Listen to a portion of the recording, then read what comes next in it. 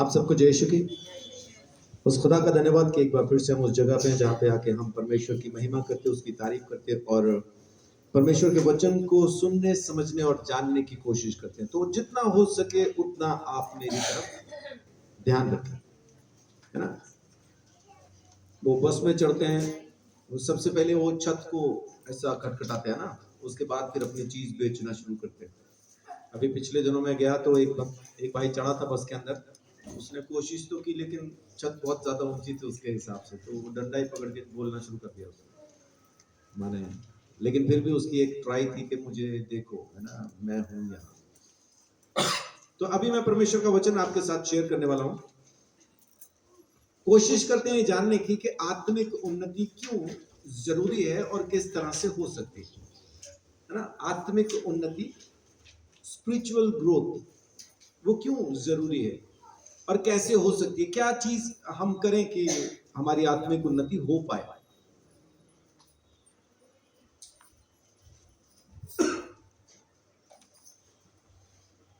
अक्सर देखने को यह मिलता है कि जो ईसाई भाई हैं, ईसाई बहनें हैं, वो जो बेसिक फाउंडेशन है ना, क्या कहेंगे इसको, जो नींव जो पहले डाली गई, उस नींव को ही बिल्डिंग समझना शुरू कर देते हैं। नींव कभी बिल्डिंग नहीं होती, नींव पे नींव कभी डाली नहीं जाती। लेकिन ईसाइयों की दिक्कत क्या है, ईसाइयों की भी नहीं कहेंगे, असल में ये दिक्कत है सिखाने वालों की। जो सिखा रहे हैं ना, उनकी समस्या है। वो नींव पे नींव सिखा रहे हैं। सुसमाचार प्रचार की सभाएं होती हैं, जाओ जाके सुसमाचार का प्रचार करो, जाओ जाके सुसमाचार का प्रचार करो, सुसमाचार ये होता है, सुसमाचार ऐसा है। ये चीजें आपको सुनने और समझने के लिए मिलती हैं, लगातार मिलती हैं। लेकिन आत्मिक उन्नति, आत्मिक तरक्की की जब बात आए तो वहां पे थोड़ी सी कुछ प्रॉब्लम होती है। एक बार ये देखते हैं कि बाइबल जो बेसिक फाउंडेशन है, किसी के पास अगर इंग्लिश में भी कोई वर्जन है बाइबल का, साथ में निकाल लीजिए। इसके लिए मैं आपको अलाउ करता हूं कि आप फोन पे भी निकाल सकते हैं, क्योंकि अपनी बाइबल तो आप लेके आए हैं साथ में, लेकिन जैसे अलग से मैंने एक इंग्लिश की बाइबल आपको कहा है, जो इंग्लिश की लाया हो वो सीधा वहां से भी पढ़ सकता है। नहीं है तो आप इसको नेट पे भी निकाल सकते हैं। इब्रानियों का खत 6 अध्याय, उसकी पहली और दूसरी आयत। इब्रानियों 6 का 1 और 2।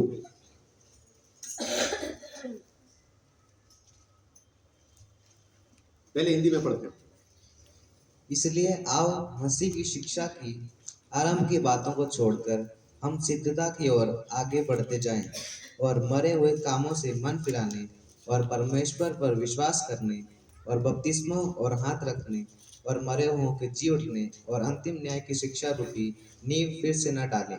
देखिए, इसको नींव कहा है।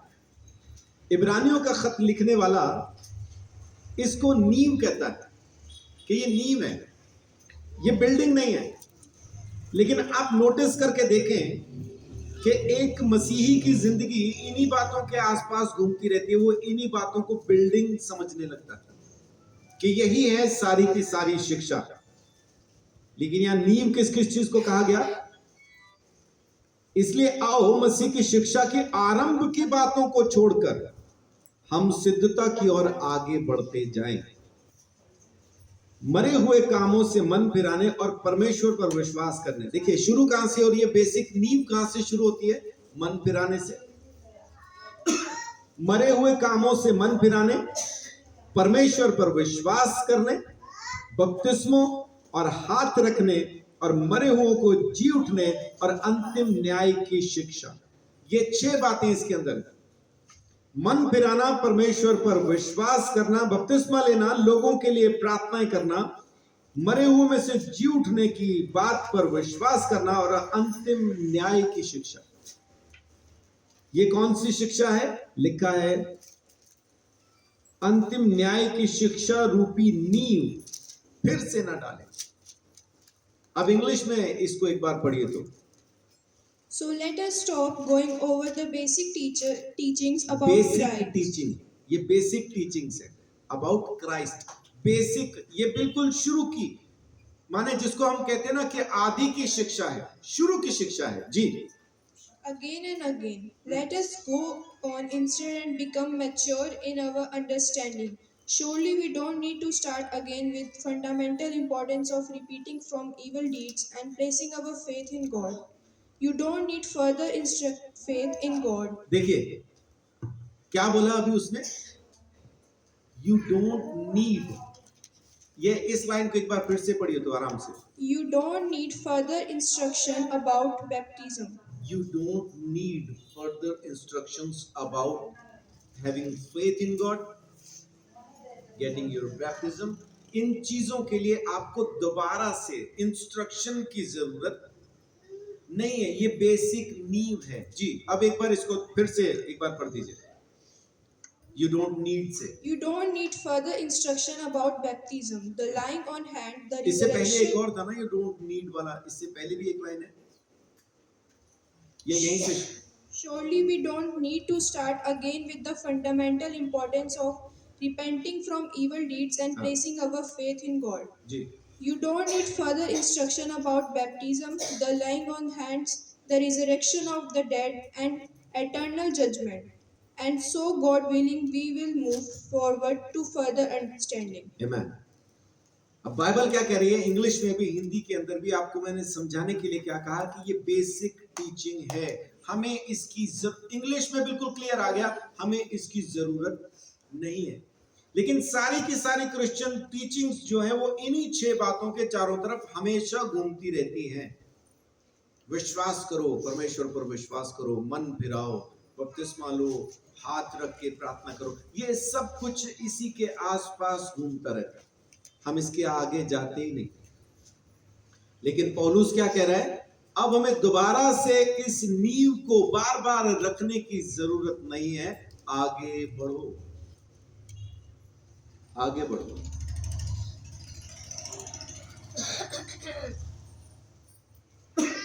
आज इसी बारे में मैं आपके साथ बात करना चाहता हूं कि आत्मिक उन्नति के लिए हमें एक जगह पे रुक जाने की जरूरत नहीं है। हम यहीं पे अटक के रह जाते हैं कि बस हम विश्वास करते हैं, मन फिरा लिया, अब तो हम परमेश्वर के हैं, बस दुबाई हो गई, है ना, इसके आगे और कुछ करने की जरूरत नहीं है। वैसा नहीं है, ये सब कुछ परमेश्वर ने हमारे लिए कर दिया, ये बेसिक टीचिंग हमें मिल चुकी है और सदियों पहले मिल चुकी, कई साल हुए हमें ये पता चल गया। अब आगे बढ़ने की जरूरत है, अब आगे बढ़ने की जरूरत है। जब तक यहीं पे खड़े रहेंगे, यहीं रहेंगे। और बहुत बार हमें ना मालूम एक वहम होता है, हमें एक वहम होता है कि हमें इस बंधन के अंदर हम बंधे हुए हैं, ये तो हमसे टूटेगा नहीं, ये तो हमसे छूटेगा नहीं, हम वहीं रह जाते हैं। आपने कभी हाथी को देखा जब उसको बांध रखा होता, महावत उसको कैसे बांधता, पांव में जंजीर, और वो जंजीर कहां आगे, एक खूंटे में। क्या ये खूंटा हाथी को रोक सकता है? ये खूंटा हाथी को रोक नहीं सकता है, लेकिन बचपन से हाथी को इस तरह से ट्रेन किया गया है कि अब तुझे बांध दिया, अब तू जा नहीं सकता।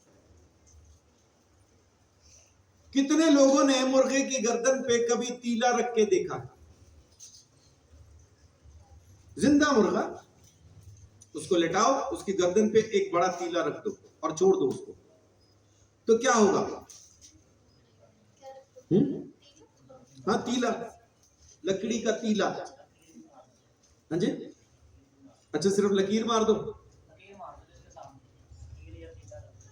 मुर्गे को लिटाओ, उसके सामने लकीर मार दो। अच्छा, लकीर नहीं मैंने कभी मारी, तीला तो रखा है अपन, तो क्या होता है फिर? मुर्गा उठता नहीं, लेटा ही रहता है, उसको लगता हम तो मर गए, ओह इन्होंने तो गर्दन काट डाली, हम तो मर गए। ऐसा क्यों हुआ? दिमाग ट्रेन उस तरह से कि जब ऐसे कटेगा तो मर जाएगा। भेड़ चाल में हम सब फंसे।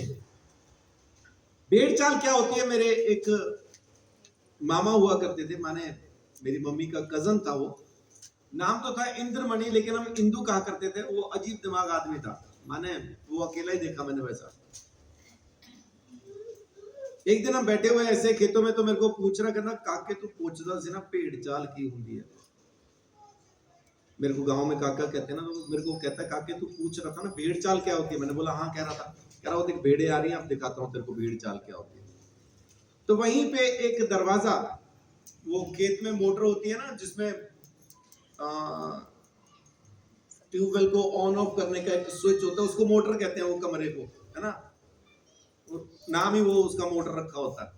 तो उसका दरवाजा टूटा हुआ था। कहना मेरे साथ आ कि दरवाजा उठा के लेके आते हैं। दरवाजा उठाया, हम लोग आ गए। मेरी समझ के बाहर था क्या कर रहा है, तो कह रहा उधर बैठ। दरवाजा पकड़ा के मेरे को रास्ते के उधर बिठा दिया, खुद इधर बैठ गया, दरवाजा खड़ा कर लिया बीच में। और जो भेड़े लेके आ रहा था उसको जानता था, दूर से ही नाम लेके बोला भेड़ को इसके ऊपर से लेके जाना है। वो पूछ रहा, कहता चौधरी की हो गया? कहता कुछ नहीं, काके को दिखाना भेड़ चाल क्या होती है। ठीक है, वो लेके आया। उसके पास थी 150-200 भेड़े थी ऐसा। पहली भेड़ कूदी, दूसरी भेड़ कूदी। जब 5-7 भेड़े कूद गई तो मेरे को कहता फट्टा खींच ला। मैंने फट्टा अपनी तरफ को खींचा, खेतों में फेंक दिया। अब वहां फट्टा नहीं है, लेकिन जितनी भेड़े बाद में आई सब वहां से कूद के जा रही है। फट्टा नहीं है वहां। और मैं उसको पूछ रहा, मैं कहा ये क्यों कूद रही है? कहता भेड़ चाल। जैसा पहला गया है पीछे वाला वैसा ही आएगा। हम ईसाइयों ने भेड़ चाल सीखी है, यीशु के पीछे चलना नहीं सीखा। जैसा पहले को सिखा दिया, जहां पहले ने जंप मारा वहीं दूसरा मारेगा, वहीं तीसरा मारेगा। उसको कहो कि यहां जंप नहीं मारना, बोलता पागल है तू, सब यही मारते हैं। चर्च में ऐसा ही होता है। चर्च में कैसा होता है, क्या फर्क पड़ता है इस चीज से? बाइबल हमें कैसा कह रही है, अपने को वो सीखना है।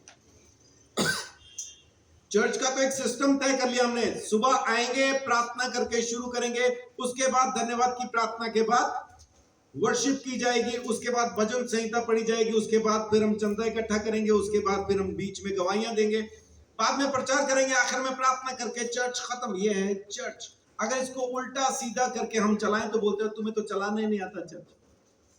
ये चर्च है, ये तो एक सिस्टम है, इससे कुछ नहीं होता, इससे कुछ नहीं होता। असल चीज है परमेश्वर प्रभु यीशु मसीह के पीछे चलना, उस आत्मा में बढ़ना जो उसने हमें दी है, वो आत्मिक ग्रोथ करना, हर एक जन को बढ़ के यीशु मसीह के जैसा हो जाना, ये जरूरी है। अब आप फट्टा देख के कूद रहे हैं तो भी आपकी अपनी बातचीत है, सामने वाली भीड़ कूदी हम भी कूदेंगे। बहुत लोगों को जब मैं समझाने जाता हूं तो सामने से मुझे वही कहते हैं, वो भी तो करता है, तू भी तो करता है। आपके आसपास अगर सुअर रह रहे तो जो भोजन वो कर रहे आप भी करेंगे क्या?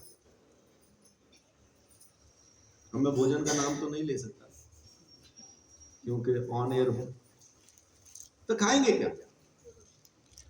जन्मदिन पे पैसे नहीं है केक लाने के, तो गोबर काटेंगे क्या? है ना? आत्मा में बढ़ना जरूरी है, आत्मा में बढ़ना जरूरी है, वो ग्रोथ जरूरी है। किसी चीज के साथ रुक के अटक के वहां पे बैठ जाना वो जरूरी नहीं। हम ये कहें नहीं ये तो हमसे छूटेगा ही नहीं, ये तो हम कर ही नहीं सकते, ये तो हमसे होगा ही नहीं, तो वो झूठ बोल रहे हैं। जमीन पे ऐसी कोई चीज नहीं जो इंसान कर नहीं सकता, इंसान के बस के बाहर कुछ भी नहीं। एक फिल्म है मेरे ख्याल 127 डेज और समथिंग कुछ ऐसा, उसमें एक भाई, वो सच्ची कहानी है, वो ऐसा ही अकेला कहीं पे था, ऊपर से एक पत्थर गिरा, वो नीचे कहीं किसी गार में जा रहा था, समझ लो गार, तो उसमें जा रहा था, तो वो ऊपर से एक पत्थर गिरा और वो पत्थर उसके हाथ पे गिरा और वो इस तरह से फंस गया, क्योंकि दोनों तरफ दीवारें थी, उसका हाथ हिल नहीं रहा, वो अटक गया है। और इसमें कभी भी पानी भर जाएगा, है ना, उसी को गार कहते हैं, माने क्या कहेंगे, गार। तो वो गिरा, इसमें फंस गया हाथ इसका। अब ये पानी भर जाएगा, कभी भी भर जाएगा, पानी भरा तो ये मर जाएगा। अब इसने क्या किया, हिम्मत करके अपना हाथ काटने के लिए एक चाकू निकाला। चाकू चाइनीज था, चाइना का प्रोडक्ट, काम आए आए, ना आए ना आए। अब इसने चाकू खोला अपना हाथ काटने के लिए, हाथ काटने लगा तो चाकू टूट गया, चाइनीज था।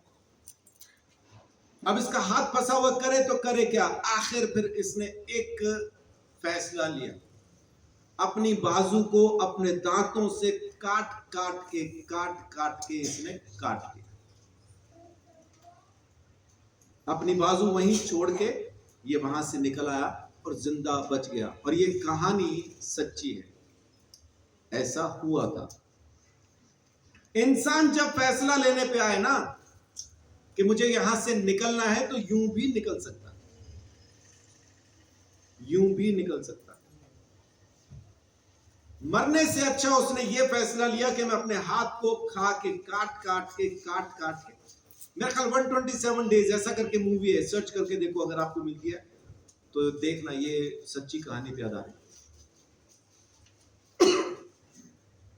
127 दिन मेरा ख्याल वो वहां पे अटका होगा। 127 तो बहुत होते हैं यार, है ना, या तो 127 घंटे होंगे, फिर दिन नहीं होंगे, 127 घंटे होंगे, क्योंकि पानी कभी भी भर सकता था, है ना, तो घंटे होंगे। लेकिन वो वहां से मैंने एक चीज सीखी कि इंसान निकलना चाहे, घंटे ही है ना, हाँ, वो प्रभु ने मेरे को दे दिया बैठे बैठे बुद्धि, निकला है वो सर्च करके। हाँ, तो ये मूवी देखने की कोशिश कीजिए, 127 आवर्स, 127 घंटे।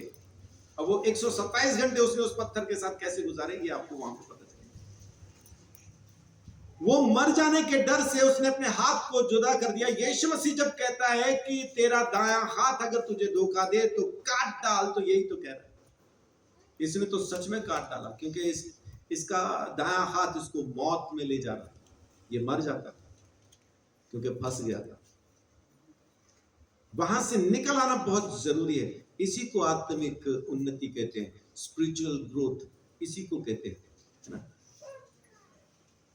स्पिरिचुअल एडिफिकेशन, साधारण हिंदी।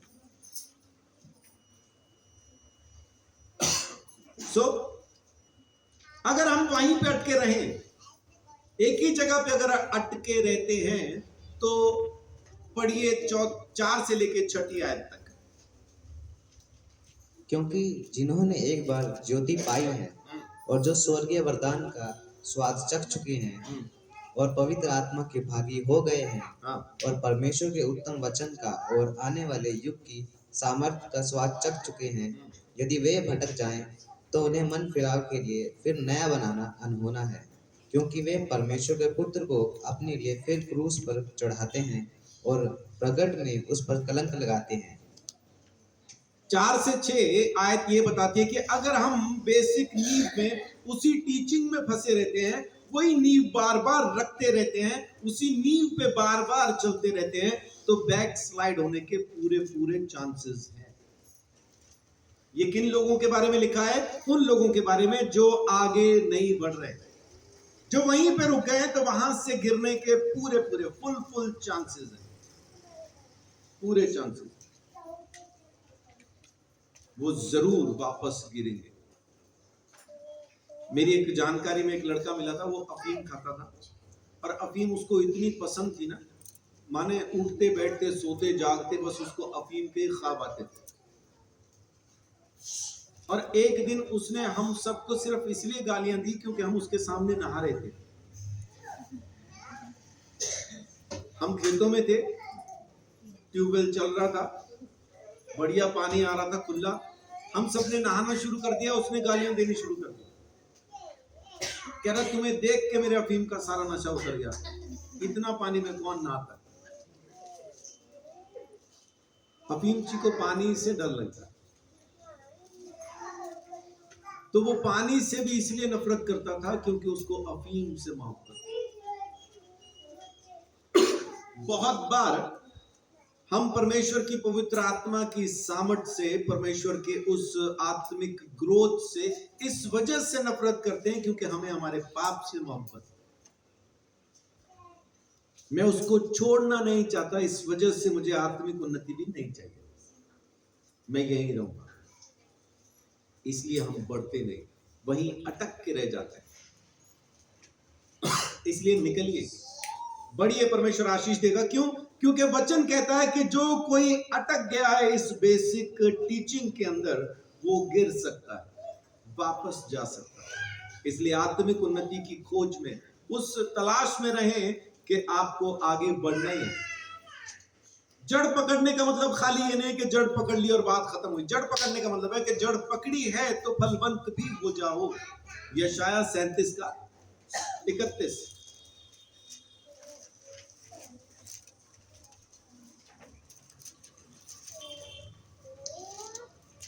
यहूदा के घराने के बचे हुए लोग फिर जड़ पकड़ेंगे और फूले फलेंगे, क्योंकि क्योंकि उतना ही है ना। यहूदा के घराने के लोग फिर जड़ पकड़ेंगे और फूले फलेंगे।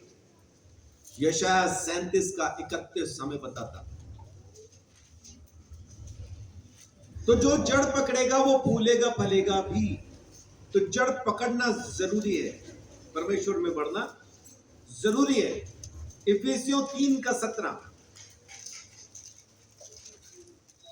इफिसियों 3:17।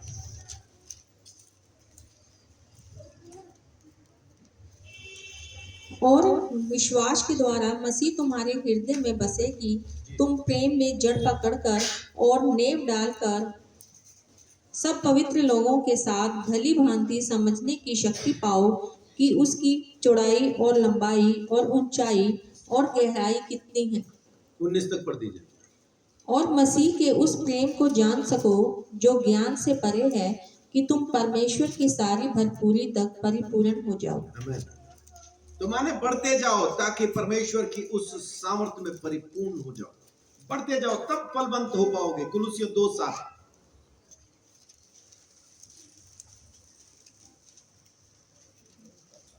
और उसी में जड़ पकड़ते और बढ़ते जाओ, और जैसे तुम सिखाए गए वैसे ही विश्वास में दृढ़ होते जाओ और अधिकाधिक धन्यवाद करते रहो। आमीन। बढ़ते जाओ। बहुत बार क्या होता है कि हम कहते हैं कि जी परमेश्वर बढ़ाएगा, हम में क्या औकात है, हम तो कुछ नहीं है, है ना, हम तो खत्म वाली बातचीत है, परमेश्वर ही बढ़ाएगा, वो ना बढ़ाए तो कौन कैसे बढ़ सकता है। सच्ची बात। लेकिन एक काम उसने हमें सौंप दिया ना, तुम बढ़ो तो बढ़ो। उसने कहा ना बढ़ो, तो इसलिए बढ़ो क्योंकि वो कहता है कि बढ़ते जाओ। स्पिरिचुअल ग्रोथ, आत्मिक उन्नति ऑटोमेटिक नहीं है। स्पिरिचुअल ग्रोथ ऑटोमेटिक नहीं है, आपको इसमें काम करना होगा।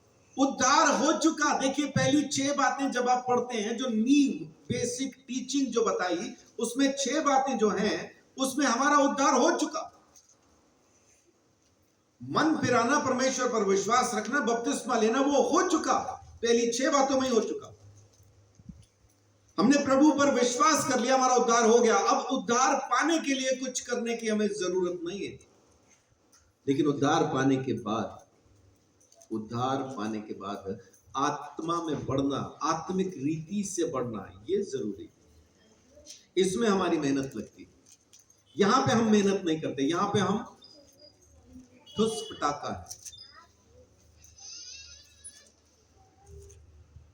पहले जब अपन पटाखे वगैरह चलाया करते थे तो कई लोगों ने देखे होंगे वो ठुस पटाखे। देखे क्या? है ना, वो लगा के फेंको, वो सूतली सी चलती है, बस। फिर हम दूर से पत्थर मारते हैं, जाके लात मारेंगे। कोई चल जाता है, कोई धड़ाम से बाद में चल जाता जब उठाने जाओ तो। लेकिन बहुत सारे ऐसा ही सुस्त सुर खत्म। हमें वो नहीं बनना, हमें वो ठुस पटाखा नहीं बनना, हमें बजना है ना, धमाका करना, हमें दुनिया को हिला देना। पौलुस को देख के लोग कहते थे, लो आ गया जिसने दुनिया को उलट पलट कर दिया, उलट पलट कर दिया। सो परमेश्वर का धन्यवाद। छोटे पैकेट में बड़ा धमाका, नाम था पौलुस। छोटे पैकेट में बड़ा धमाका, नाम पौलुस था।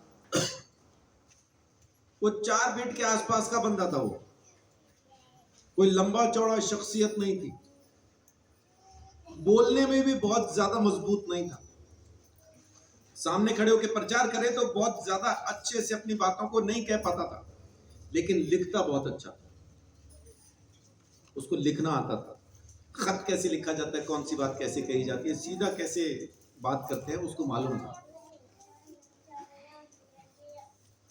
सो हमने भी जब प्रार्थना की थी, माने हमें भी एक भविष्य वक्ता चाहिए, तो हमें भी छोटे पैकेट में बड़ा धमाका मिला है।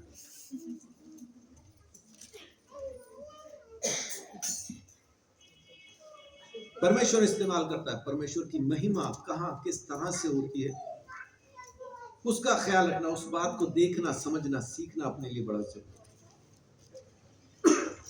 आत्मिक उन्नति ऑटोमेटिक नहीं है। हाँ जी, प्रार्थना कर रहे होगा, प्रार्थना से ये नहीं होती है, आपको प्रैक्टिस भी साथ में करना है। जब तक आप प्रैक्टिस नहीं करोगे, कितने लोग ऐसा हैं जिनको साइकिल सीखनी हो तो सिर्फ प्रार्थना ही करें, साइकिल न चलाएं, और उनको साइकिल चलानी आ जाएगी। आएगी किसी को? नहीं आएगी। उसके लिए साइकिल चलाना जरूरी है। आप गिरेंगे, घुटने फूटेंगे, तब जाके आप साइकिल चला पाएंगे। हम गिरने से बचते रहे और हम बोले ना हम तो ऐसे ही हैं, हम तो दुआई करके चलाएंगे, तो ना साइकिल चलने वाली है और ना आप आगे बढ़ने वाले हैं।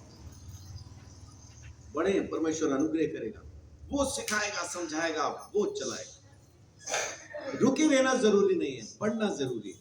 पढ़े और परमेश्वर आपकी जिंदगी में काम करेगा। आमीन। पौलुस वही सिखाता है। और देखिए एक कमाल का पैसेज, इफिसियों 4:15। इफिसियों 4:15। वरन प्रेम में सच्चाई से चलते हुए सब बातों में उसमें जो सिर हैं अर्थात मसीह में बढ़ते जाएं। किन बातों में? सब बातों में। कौन सी बातें लिखी वहां? कौन सी बातों में बढ़ते जाएं? वो सब बातें जो स्थिर हैं उनमें बढ़ते जाओ। सिद्ध हैं, जो सिर हैं, सिर हैं, वो सब बातें जो सिर हैं, यानी यीशु मसीह। तो सिर कौन है कलीसिया का? यीशु मसीह। तो उन सब बातों में जो कि सिर है, यानी जो मसीह में है, उन बातों में कितनी बातों में बढ़ते जाएं? सब बातों में, सब बातों में। वो 1 में बढ़ गए, 2 में रह गए, 4 में बढ़ गए, 1 में रह गए, वैसा नहीं। सब बातों में बढ़ते जाएं। प्रेम करने में, माफ करने में, दान देने में, हर चीज में बढ़ते जाओ, हर चीज में बढ़ते जाओ। पवित्रता में, उसके अंदर मतलब बढ़ते जाओ, हर चीज में बढ़ते जाओ, सब बातों में बढ़ते जाएं, सब बातों में। 2 कुरिन्थियों 9:8।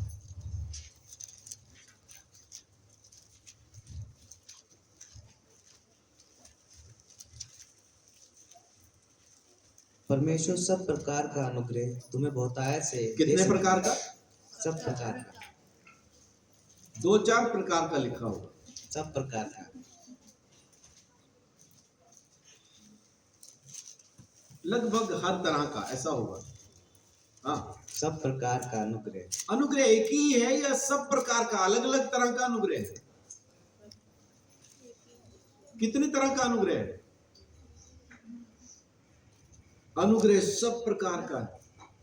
मेरे पापों के लिए मुझ पे अनुग्रह हुआ, मेरी बीमारी के लिए मुझ पे अनुग्रह हुआ, मेरी गरीबी के लिए मुझ पे अनुग्रह हुआ है, मेरी बदनामी के लिए मुझ पे अनुग्रह हुआ है। मेरे दुश्मनों से बचने के लिए मुझ पे अनुग्रह हुआ है। आ जाओ सारी दुनिया, मुझ पे अनुग्रह हुआ है।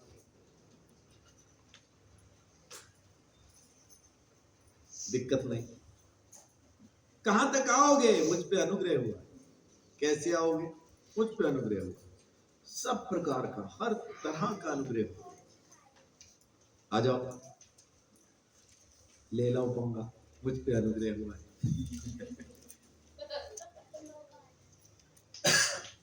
सब तरह का।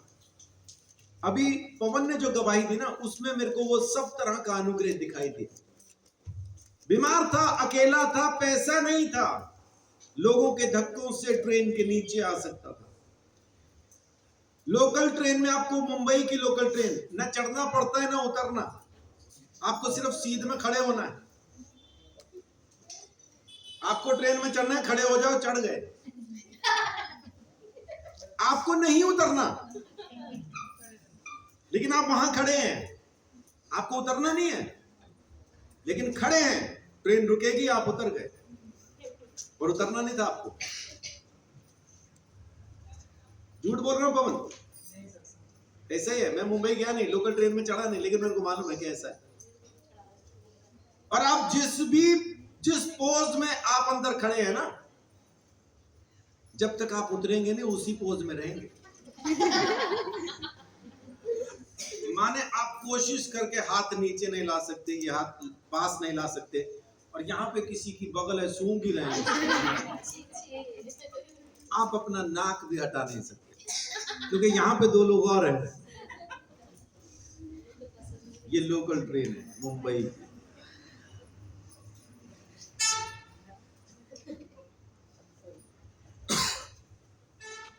सब तरह का अनुग्रह, सब प्रकार का अनुग्रह। पढ़िए 9 का 8। परमेश्वर सब प्रकार का अनुग्रह तुम्हें बहुतायत से दे सकता है। आमीन। सब प्रकार का अनुग्रह भी कैसा दे सकता है? बहुतायत से दे सकता है, जिससे हर बात में और हर बात में और हर समय सब कुछ जो तुम्हें आवश्यक हो, जो तुम्हें चाहिए, तुम्हारे पास रहे। आमीन। इससे अच्छा वायदा पढ़ सकते हैं क्या बाइबल में कहीं और? इससे अच्छा वायदा है क्या कहीं और? क्या कमाल का वायदा! और किन के लिए वायदा है? देने वालों के लिए। जो जैसा बोएगा वो वैसा काटेगा भी, ये उनके लिए वायदा। और बहुत सारे प्रचारक आज की तारीख में प्रचार करते हैं कि दसवांश चर्च में नहीं लाओ, वो आपको इस वायदे से वंचित करते हैं। दोबारा पढ़िए, परमेश्वर सब प्रकार का अनुग्रह तुम पर बहुतायत के साथ कर सकता है। जी, परमेश्वर सब प्रकार का अनुग्रह तुम्हें बहुतायत से दे सकता है, जिससे हर बात में और हर समय सब कुछ जो तुम्हें आवश्यक जो हो, तुम्हें चाहिए, तुम्हारे पास रहे। आमीन। और हर एक भले काम के लिए तुम्हारे पास बहुत कुछ हो। तुम्हारे पास बहुत कुछ हो। आमीन। तो परमेश्वर आपको बढ़ाना चाहता है, हर तरह से, हर बात में, हर चीज में, हर समय वो आपके साथ रहना चाहता है, बढ़ाना चाहता है। बस आपको उसकी उपस्थिति में जीना सीखना है। 1 नंबर का चोर डीसी का ड्राइवर लग गया, अब चोरी करेगा क्या? अब नहीं कर रहा चोरी, क्योंकि चारों तरफ वर्दी वाले ही घूम रहे हैं। अब नहीं कर रहा। 1 नंबर का लुच्चा परमेश्वर के साथ चलने लग गया, अब कुछ करेगा क्या? तो उसकी उपस्थिति में जीना सीखिए, उठना बैठना सीखिए। हाँ, बहुत सारी गलतियां, बहुत सारी कमियां हम सबकी जिंदगी में होंगी, तो निकलते आओ, वापस आओ। वो परमेश्वर आपको वहां से निकलने के लिए भी अनुग्रह देता है। आमीन। मन फिराने की शक्ति भी वही है जो हमें देता है। मेरा ख्याल प्रेरितों 5 का 30 या 31 पढ़िए पहले।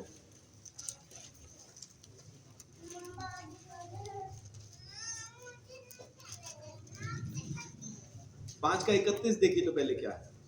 उसी को परमेश्वर ने प्रभु और उद्धारकर्ता ठहराकर अपने दाहिने हाथ पर उच्च कर दिया कि वह इजरायलियों को मन फिराव की शक्ति और पापों की क्षमा प्रदान करे। आमेन। मन फिराव की शक्ति भी वही देता है ना, तो निकल आने की ताकत भी वही देगा। ये अनुग्रह भी उसने किया है कि हम निकल आए, चीजों को जो हम कर रहे हैं, जैसा कुछ कर रहे हैं, छोड़ दें,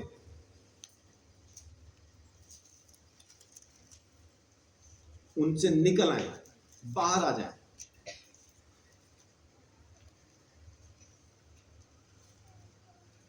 है ना, ये कमाल का एक यहां पे आपको वायदा मिलता है। अब देखिए जरा यूहन्ना 1:16,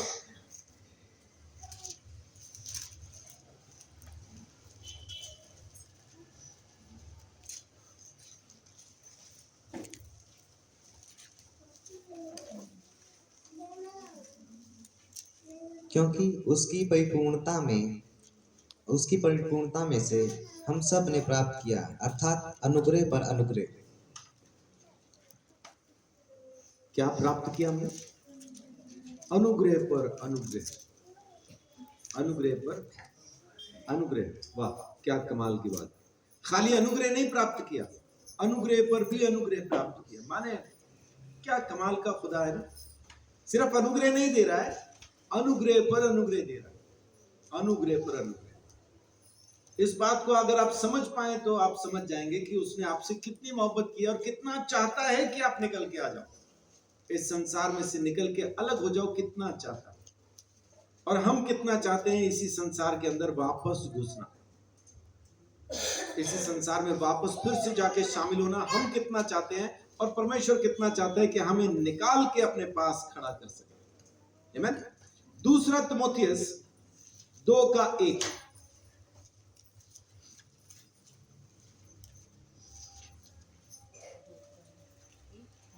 इसीलिए हे मेरे पुत्र, तू उस अनुग्रह से जो मसीह यीशु में है बलवंत हो जा। अनुग्रह में भी मजबूत होना है। परमेश्वर का वचन कहता है वो अनुग्रह जो तुझ पे हुआ है उस अनुग्रह में बलवंत हो जा। हम खाली अनुग्रह सोचते हैं कि अनुग्रह मिल गया तो बस काफी हो गया, लेकिन वचन क्या कह रहा है कि अनुग्रह मिल गया है तुझे, अब इस अनुग्रह में मजबूत हो जा। हे मेरे पुत्र, जो अनुग्रह तुझ पे हुआ है उसमें तू बलवंत हो जा, पौलुस कहता है। तो अपने को भी अनुग्रह के अंदर मजबूत होना सख्त जरूरी है। दूसरा पत्रस 3:18,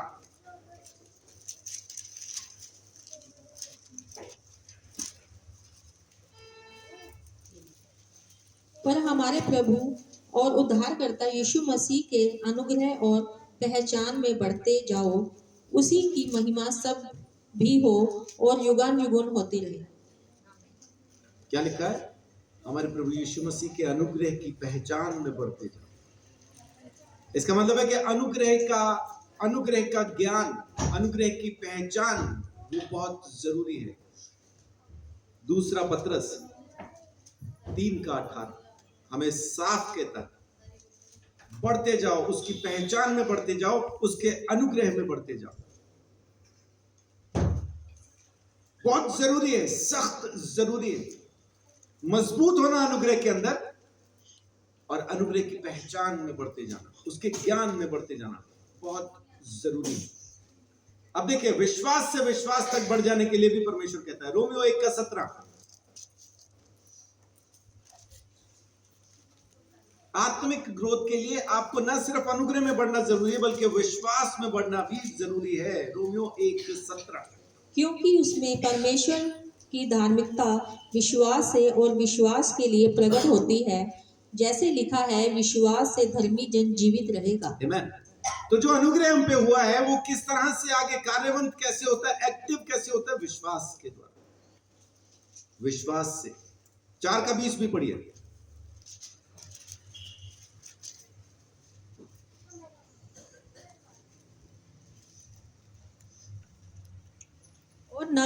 और ना अविश्वासी होकर परमेश्वर की प्रतिज्ञा पर संदेह किया, पर विश्वास में दृढ़ होकर परमेश्वर की महिमा की। आमीन। किसके बारे में बात हो रही है यहाँ पे? यहाँ बात हो रही है अब्राहम के बारे में। अब्राहम ने परमेश्वर की उसके वायदे पर, उसकी वाचा पर, उसके कहे हुए उस वचन पर विश्वास किया और उस विश्वास में दृढ़ हुआ। हमें भी विश्वास में मजबूत होना सख्त जरूरी है। अब्राहम अगर उदाहरण है, अगर अब्राहम अपने अंदर विश्वास को बढ़ाता है तो हमें बढ़ाने की कितनी जरूरत है। अब्राहम ने विश्वास में मजबूत होकर परमेश्वर के वायदे पर विश्वास किया। हम प्रार्थना करते हैं, प्रभु मुझे ये चाहिए, लेकिन उसी दिन मिलता है क्या? नहीं मिलता। मिलता कब है? मिलता तब है जब आप अपनी ही बात पर विश्वास कर लेते हैं। पास्टर पॉल योंगी चो, कोरियन पास्टर, जमीन के ऊपर सबसे बड़ी कलीसिया, पहली बड़ी कलीसिया स्थापित करने वाला एक बंदा पास्टर पॉल योंगी चो। और किस इलाके में जहां पे बैन है, सुसमाचार प्रचार नहीं कर सकते, उसको चर्च चाहिए था, जमीन चाहिए थी, यूं ही नहीं ढूंढी, उस इलाके की सबसे बढ़िया वाली लोकेशन ढूंढी, सबसे महंगी लोकेशन ढूंढी, बड़ा प्लॉट देखा, परमेश्वर को कहा ये चाहिए।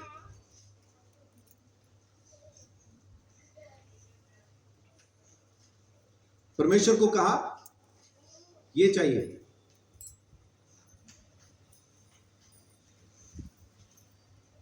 तब उसने वहां पे चर्च बनाया।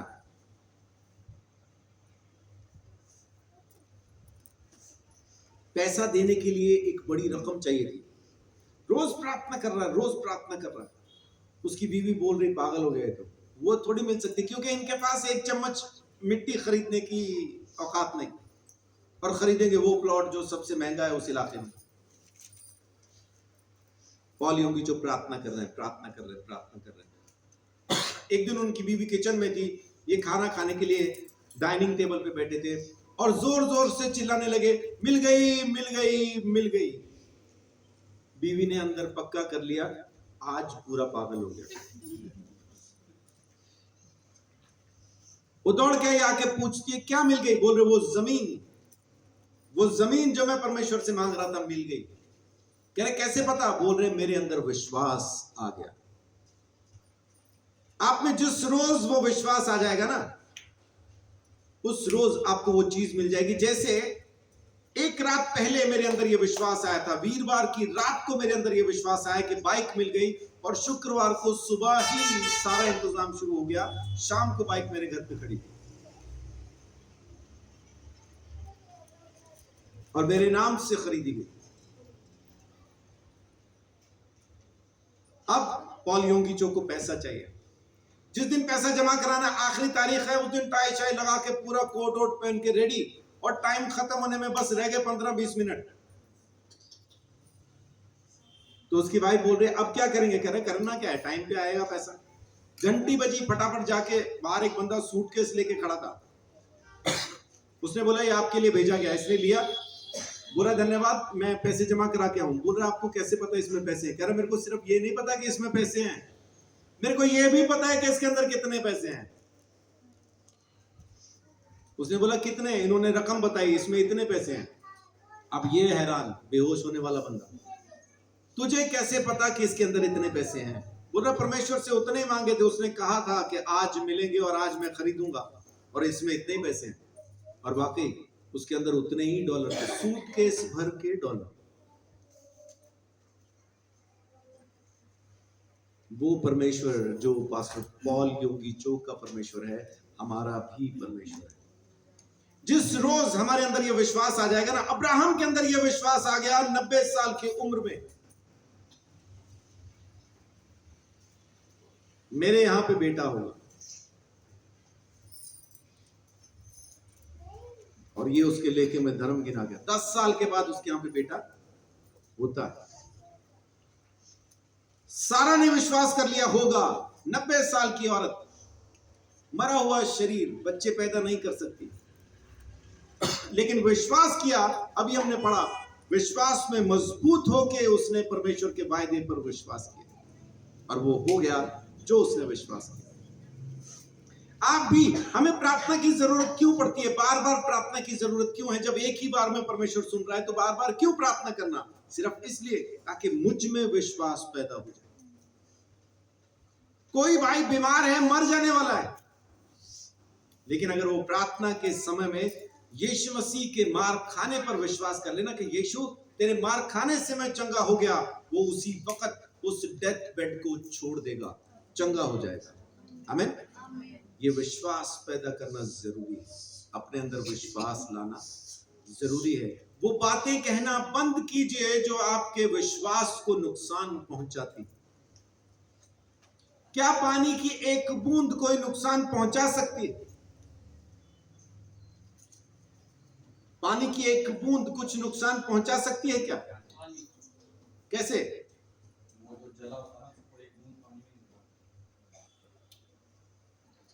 एक तो ये उदाहरण दे रहे कि कोई जल गया तो उसको एक बूंद पानी भी नहीं देना, करंट लगे वाले को भी नहीं देते। किसी को करंट लगाओ, पानी पिलाओ, उसका करंट खत्म। एक बूंद नुकसान कैसे पहुंचा सकती है? किसी एक जगह पे आप एक नल को यूं खुला करके छोड़ दे कि वहां पे एक ही बूंद गिरती रहे, उसके नीचे आप मजबूत से मजबूत पत्थर भी रख देना, एक दिन ऐसा आएगा कि वो बूंद उस पत्थर के अंदर से छेद करके आर पार निकल जाएगी। खाली एक बूंद। अगर एक बूंद पानी की बड़े से बड़ी चट्टान के अंदर छेद कर सकती है, तो आपका राई के दाने के बराबर विश्वास एक पहाड़ को उखड़ के समुद्र में गिरने के लिए कह सकता है।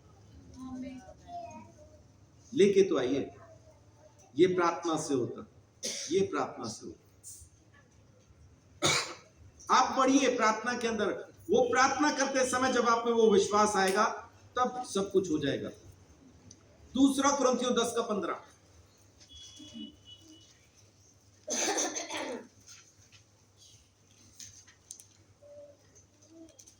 हम सीमा से बाहर दूसरों के परिश्रम पर घमंड नहीं करते, परंतु हमें आशा है कि ज्यों-ज्यों तुम्हारा विश्वास बढ़ता जाएगा, त्यों-त्यों हम अपनी सीमा के अनुसार तुम्हारे कारण और भी बढ़ते जाएंगे। आमीन। जैसे जैसे विश्वास बढ़ेगा सब कुछ बढ़ता जाएगा। इसका मतलब है कि विश्वास को मुझे बढ़ाना है।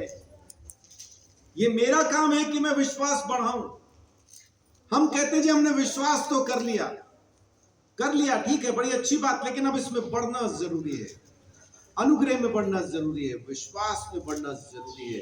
अगर आत्मा में बढ़ना चाहते हैं तो परमेश्वर के काम करना चाहते हैं, विश्वास में भी बढ़ना सीखिए, विश्वास को बढ़ाइए। लूका 17:5। लूका 17:5।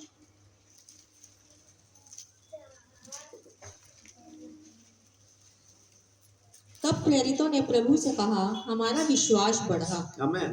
प्रेरितों ने क्या कहा? हमारा विश्वास बढ़ा। जरूरत है विश्वास। यीशु मसीह सामने खड़ा, ये प्रेरित हैं, चुने गए हैं। यीशु मसीह के कितने चेले थे? गलत जवाब।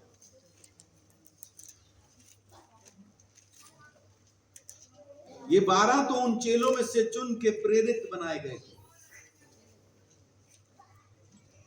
तो चेले कितने थे? चेले बहुत थे, चेले बहुत थे। उनमें से 70 दो करके भेजे भी गए, उनसे भी ज्यादा थे। चेले बहुत थे यीशु मसीह के। 3.5 साल में यीशु मसीह के चेले बहुत थे। उनमें से ये 12 चुने गए थे, सारी रात प्रार्थना करके। यीशु मसीह बोल के गया था उनको, मैं जा रहा हूं, कल सुबह आऊंगा एक लिस्ट के साथ, तब बताऊंगा तुम में से कौन है जो चुन के प्रेरित बनाए गए। सारी रात ये भी बैठे बातें कर रहे होंगे। अच्छा, अपने बारे में बात कर रहे हो या ना कर रहे हो दिक्कत नहीं, दूसरे के बारे में पक्का कर रहे होंगे, ये तो नहीं बनेगा, ये नहीं बनेगा। काम देखें इसके। और सबसे ज्यादा किसके बारे में कह रहे होंगे नहीं बनेगा? यहूदा इस्करियोती के बारे में। ये नहीं बनेगा, ये तो चोर है, इसको कौन चुनता? ये तो चोर बा, लेकिन उन 12 के अंदर यहूदा इस्करियोती का नाम था। परमेश्वर ने चुन के दिया। उसने यीशु मसीह के जी उठने का इंतजार नहीं किया, इसलिए नाश हुआ। इंतजार करता ना यीशु के जी उठने का, बच जाता। उद्धार यीशु मसीह के जी उठने में है, यीशु के सूली पे चढ़ने में नहीं, उसके जी उठने में। वो जी ही ना उठा होता तो कुछ ना होता। वो जी उठा इसलिए हम बचा लिए गए। आमीन। विश्वास में बढ़ने की हमें जरूरत है। प्रेरित भी जो सब चेलों में से चुन के प्रेरित नियुक्त किए गए, अगर वो भी कहते हैं कि प्रभु हमारे विश्वास को बढ़ा, तो हमें भी कहने की जरूरत है, प्रभु मेरे विश्वास को बढ़ा। और खाली प्रार्थना के अंदर नहीं बोलना कि मेरे विश्वास को बढ़ा, अपने कामों में दिखाना है कि बढ़ा। अपने कामों में दिखाना है कि बढ़ा।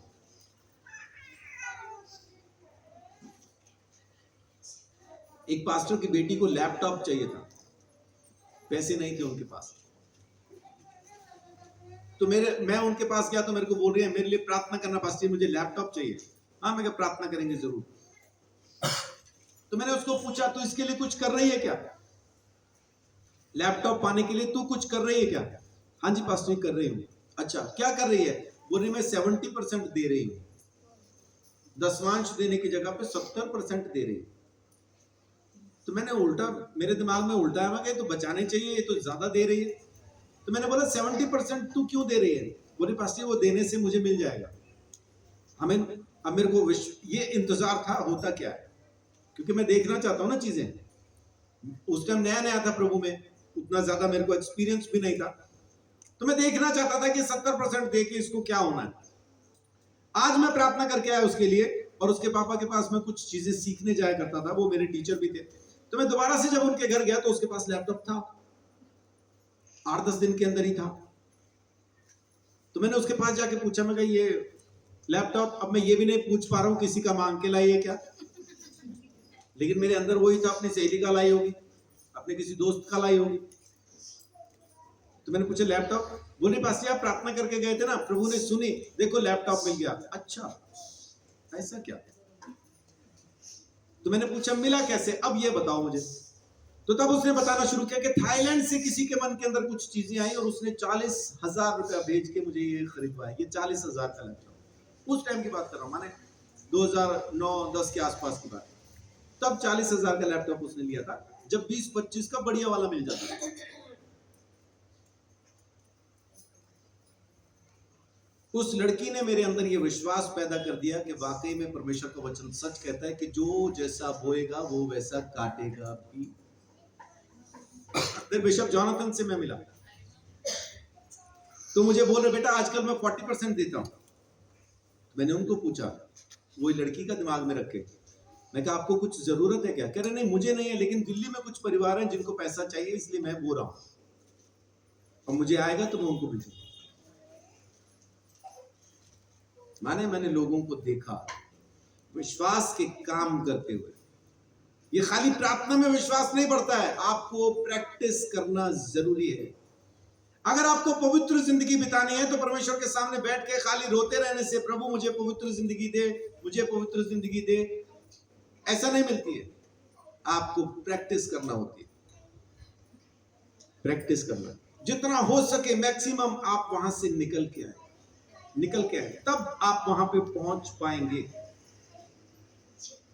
और देखिए धार्मिकता पर धार्मिकता, प्रकाशित वाक्य 22:11,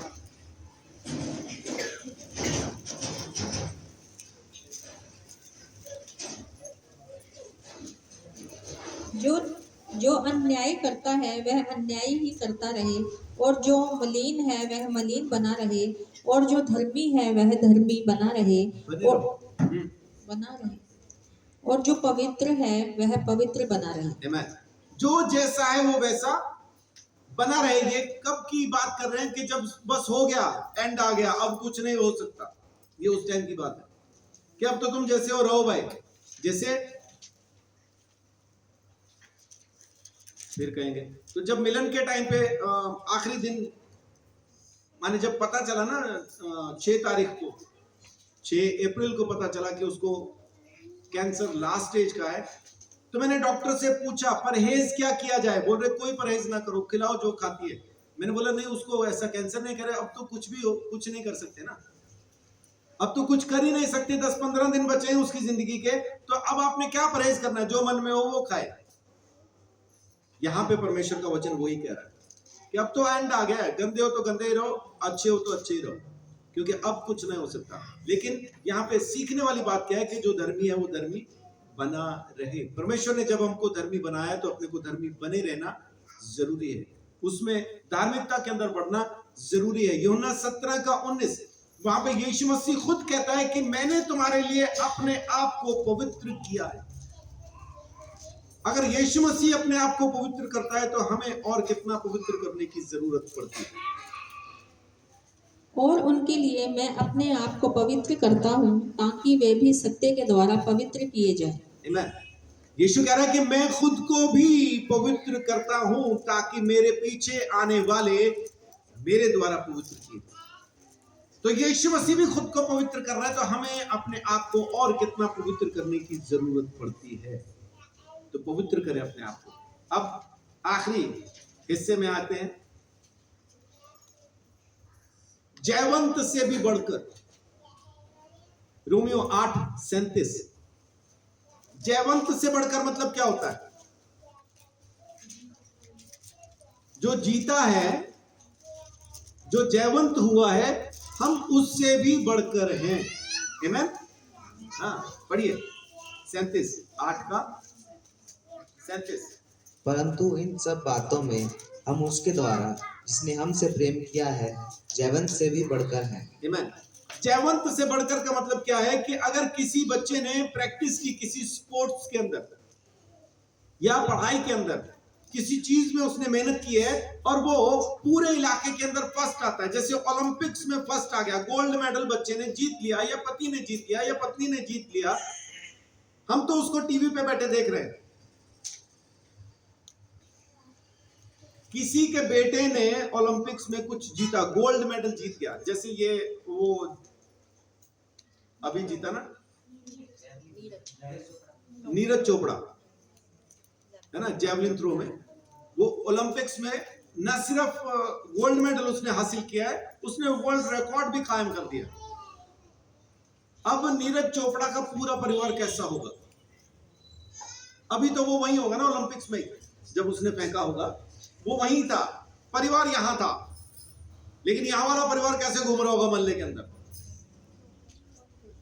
मेरा भाई, मेरा बेटा जीता वो, और गर्दन इनकी अकड़ गई हुई सबकी, है ना। तो ये जयवंत से भी बढ़ के ये होते हैं। अब उससे भी ज्यादा कौन घमंड में फूल के दिखा रहा होगा? जिसने उसको वो कोचिंग दी होगी, है ना, उसका कोच कहता होगा मैंने सिखाया।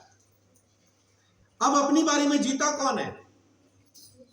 यीशु मसीह। अकड़ता कौन है? शैतान के सामने गर्दन अकड़ा के घूम कौन रहा है? हम। कई लोग तो डरे डरे से घूम रहे शैतान से, अब भी घबराए से घूमते हैं। और कुछ लोग हैं जो घमंड के साथ घूमते हैं, क्योंकि पता है कि जहां से मैं गुजर जाऊंगा दुष्ट आत्मा वहां से भाग जाएगी। पास्टर देवा हिसार के वो बोला करते थे, संजीव एक टाइम ऐसा था, मेरी मोटरसाइकिल की आवाज सुन के दुष्ट आत्मा निकल जाती थी। अभी वो टाइम वैसा नहीं है, लेकिन था, क्योंकि धीरे धीरे ना हमारी सोच बदल जाती है। सोच बदलती है तो चीजें भी बदल जाती है। आप अपनी सोच को बदलिए, सब बदल जाएगा, विश्वास बढ़ जाएगा, हर चीज अपनी जगह पे आ जाएगी, आत्मिक उन्नति हो जाएगी। आमीन। हम बढ़ पाएंगे, कोई भी समस्या नहीं रहेगी। 33 से लेके 39 तक पढ़ दीजिए। परमेश्वर के चुने हुए पर दोष कौन लगाएगा? परमेश्वर ही है जो उनको धर्मी ठहराने वाला है। आमीन। फिर कौन है जो दंड की आज्ञा देगा? मसीह ही है जो मर गया वरन मुर्दों में से जी भी उठा और परमेश्वर के दाहिनी ओर है और हमारे लिए निवेदन भी करता है। कौन हमको परमेश्वर मसीह के प्रेम से अलग करेगा? क्या क्लेश या संकट या उपद्रव या अकाल या नंगाई या जोखिम या तलवार? जैसा लिखा है, तेरे लिए हम दिन भर घात किए जाते हैं, हम वध होने वाली भेड़ों के समान गिने गए हैं। परंतु इन सब बातों में हम उसके द्वारा जिसने हमसे प्रेम किया है जयवंत से भी बढ़कर हैं। क्योंकि मैं निश्चय जानता हूँ कि ना मृत्यु, ना जीवन, ना स्वर्गदूत, ना प्रधानताएं, ना वर्तमान, ना भविष्य, ना सामर्थ्य, ना ऊंचाई और ना गहराई और ना कोई और सृष्टि हमें परमेश्वर के प्रेम से जो हमारे प्रभु यीशु मसीह में है अलग कर सकेगी। Amen. So बढ़ते जाइए, बढ़ते जाइए, बढ़ते जाइए, बढ़ते जाइए, आत्मिक उन्नति कीजिए, परमेश्वर आपके साथ रहेगा। Amen. अभी और बहुत कुछ था मेरे पास कहने के लिए, लेकिन टाइम खत्म हुआ तो नहीं कह रहा हूँ। जितना कहा उतना ही सीख लीजिए तो काफी होगा, है ना। अभी मैंने सिर्फ इतना ही बताया, यही बता पाया हूँ, ये अभी बाकी है, लेकिन दिक्कत नहीं, जितना बताया उतना काफी है। इतने में भी सीखेंगे तो परमेश्वर आपको बहुत आशीष, बड़ी बरकत देगा, अपने अनुग्रह में संभाल के रखेगा।